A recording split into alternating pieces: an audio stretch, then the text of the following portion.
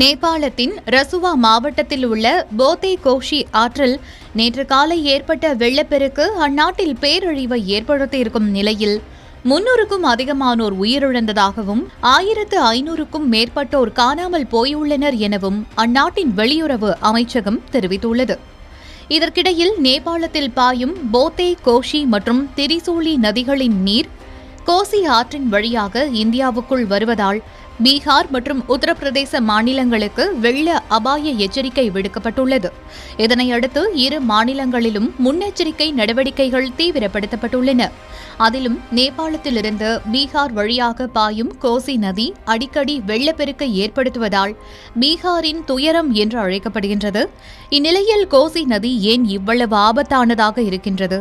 அதன் பின்னணியில் இருக்கும் புவியியல் காரணங்கள் என்ன என்று பார்க்கலாம். திபெத் மற்றும் நேபாள எல்லைப் பகுதியில் உள்ள இமயமலையில் உற்பத்தியாகும் கோசி நதி சுமார் 720 கிலோமீட்டர் நீளமுடையது. 7 துணை ஆறுகளை கொண்ட இந்த நதி நேபாளத்தின் திரிவேணி என்ற இடத்தில் ஒன்றாக இணைந்த பிறகே கோசி என்ற பிரதான நதியாக வடிவம் பெறுகின்றது. இதனால்தான் இந்த நதிக்கு சப்த கோசி என்று பெயர். இந்த நதி பீகார் வழியாக இந்தியாவிற்கு நுழைந்து இறுதியாக கங்கையில் கலக்கின்றது.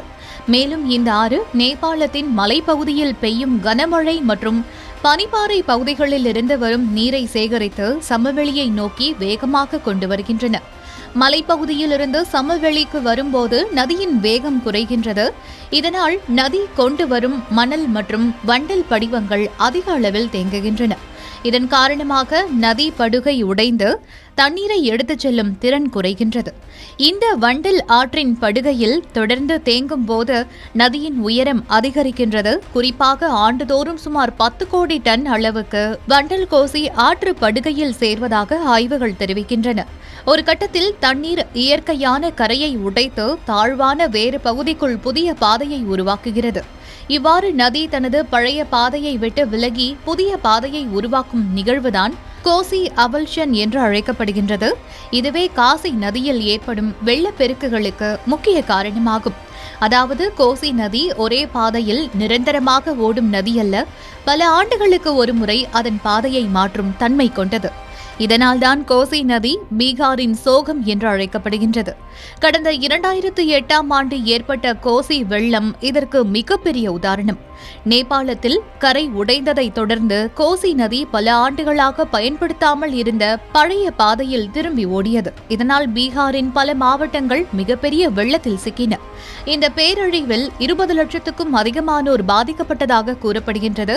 இந்நிலையில் தற்போதைய நேபாள வெள்ளத்தால் பீகார் மற்றும் உத்தரப்பிரதேசத்திலும் முன்னெச்சரிக்கை நடவடிக்கைகள் மேற்கொள்ளப்பட்டுள்ளன.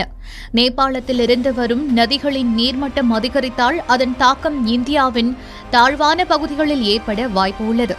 இவ்வாறு நேபாளத்தில் பெய்யும் கனமழை முதல் இமயமலையின் புவியியல் அமைப்பு வரை பல காரணிகள் இணைந்தே கோசி நதியை மிகவும் வெள்ள அபாயம் கொண்ட நதியாக மாற்றியிருக்கின்றது.